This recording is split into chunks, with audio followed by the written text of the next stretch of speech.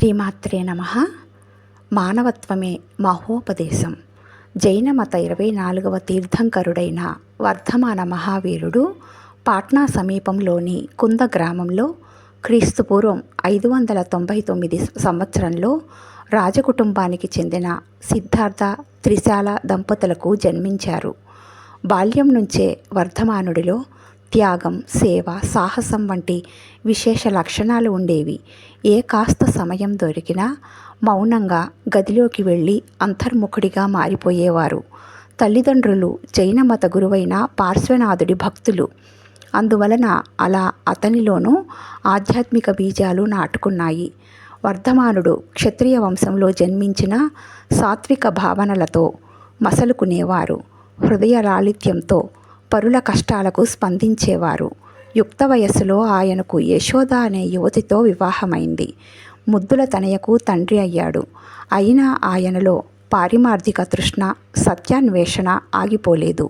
30 ఏళ్ల ప్రాయంలో సంసారిక జీవనం నుంచి సర్వసంగ పరిత్యాగిగా మారిపోయారు. 12 ఏళ్ల పాటు కఠోరమైన తపస్సులో నిమగ్నమై జ్ఞానసిద్ధిని పొంది ఆధ్యాత్మిక శిఖరంపైకి చేరుకున్నారు. వర్ధమాన మహావీరుడిగా ప్రసిద్ధులయ్యారు.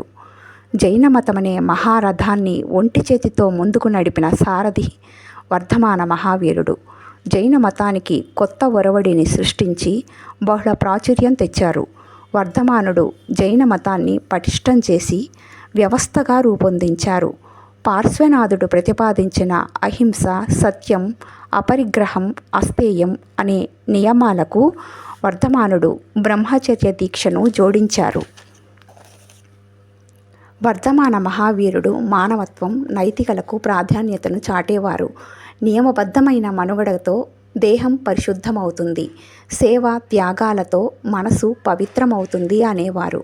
మన ఆలోచనలే కర్మల్ని నిర్దేశిస్తాయని, సద్భావనలే సత్కర్మలను ప్రేరేపిస్తాయని ప్రబోధించారు. మాటలు చేతలే కాదు, ఆలోచనల్లో సైతం హింసకు తావు ఇవ్వకూడదని ప్రవచించారు. వారి సమక్షంలో మనుషుల్లోనే కాదు పశుపక్షాదుల్లోనూ శత్రుత్వం సమసిపోయేదట. జైన మతానికి ఉత్కృష్ట స్థానాన్ని కల్పించి తన పారిమార్థిక ఛత్రంలో ఎందరికో ఆశ్రయాన్ని కల్పించిన వర్ధమాన మహావీరుని మనం సదా స్మరించుకోవాలి. ఆయన జీవితం ఆదర్శనీయం, ఆయన బోధలు సార్వజనీకం.